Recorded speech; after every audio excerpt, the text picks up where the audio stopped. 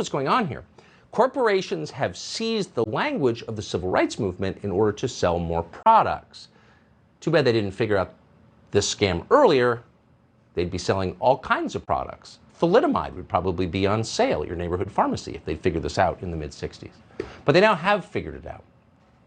So this is the environment, an environment in which healthcare corporations are proudly performing ghoulish experiments on the reproductive systems of children, that Florida Governor Ron DeSantis just signed a bill, a defensive bill really. It's called HB 1557, the Parental Rights and Education Bill.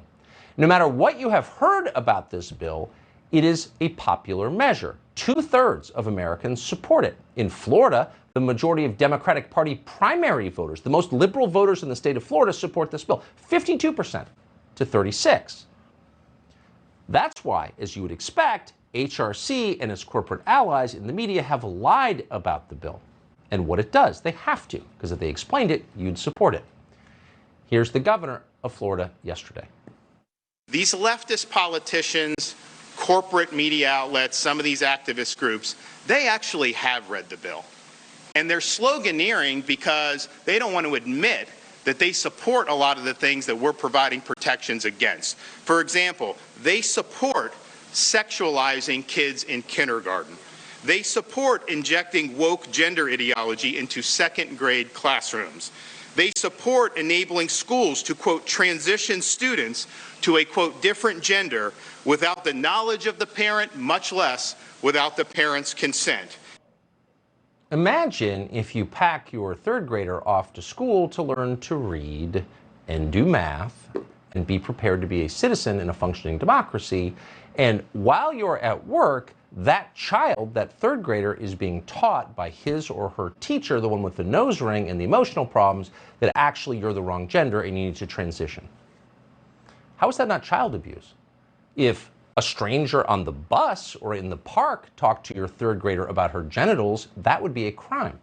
But it's not when the emotionally marginal chick with the nose ring does it in the classroom? Well, it is a crime. And the bill in Florida specifically bans it.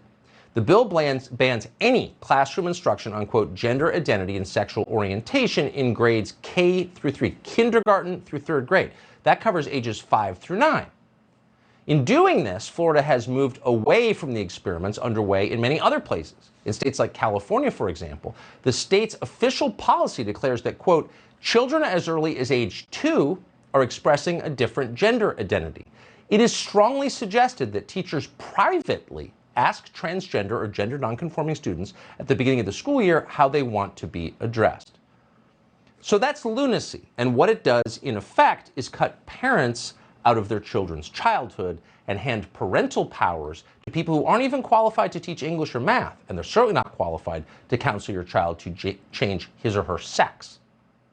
And almost everybody understands that. This is lunacy. The Florida bill stops it, and that's why Americans overwhelmingly support Florida's new bill.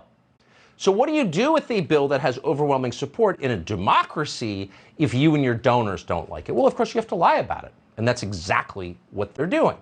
They are claiming that this new bill somehow prevents anyone from using the word gay in school. Watch. And I think about if I have a kid, if I'm gonna, would I be okay with them not wanting to be able to say the word gay? And now this anti-gay bill, or if you will, you can't say the word gay. And a ban on the word gay. He's also trying to censor whether or not teachers can say the word gay in our classroom. Florida's governor is now facing criticism after the state house passed a law that won't let you say gay. Just a little tip to our viewers at home wondering how to lie more effectively. As you do, look straight ahead, adjust your coat, look down a little bit like that, and say a new bill in the Florida legislature.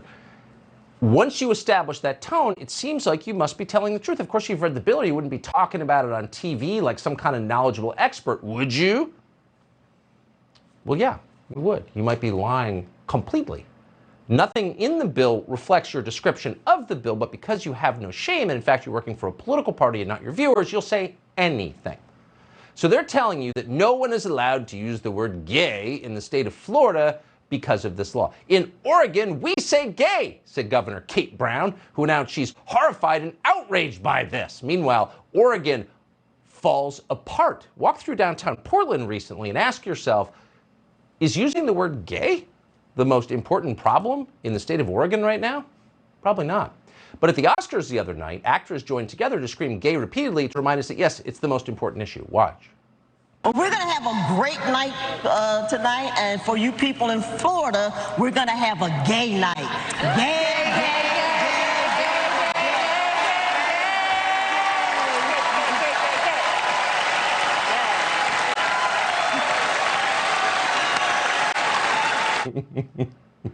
Oh, they're all such robots. And then they cut to people in the crowd who are so proud of being gay, they hide it. Which is the best part.